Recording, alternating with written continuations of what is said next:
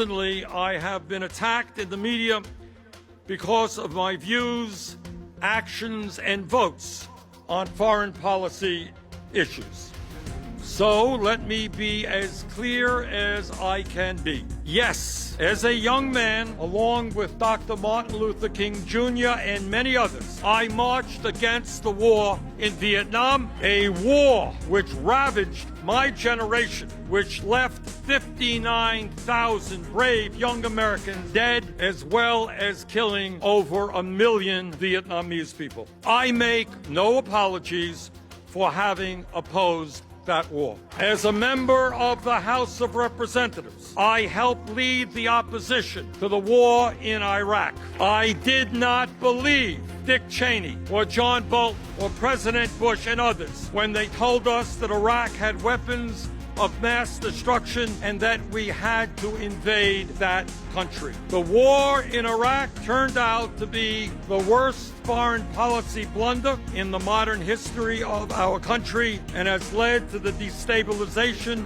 of that entire region with more war, more death, and more suffering. I make no apology for leading the effort against the war in Iraq. As a member of the Senate, I am proud to have been the lead sponsor on a resolution that, for the first time in 45 years, utilized the War Powers Act to get a majority vote in the House and the Senate to get the United States out of the horrific Saudi-led intervention in Yemen, a war that is unauthorized and a war that is unconstitutional. Frankly, if we do not end that war soon, hundreds of thousands of men, women, and children, according to the UN, will die this year in Yemen, and millions more will face starvation in years to come. I make no apologies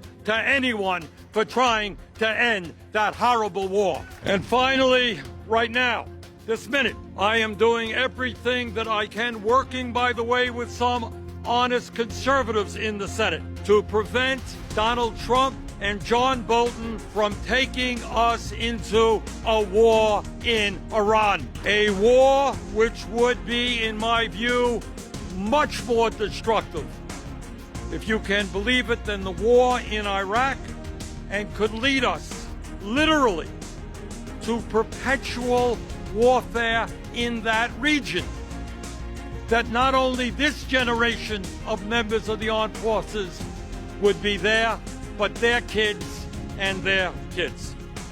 So I make no apologies for trying to do everything that I can to make sure this country does not get into another war in the Middle East.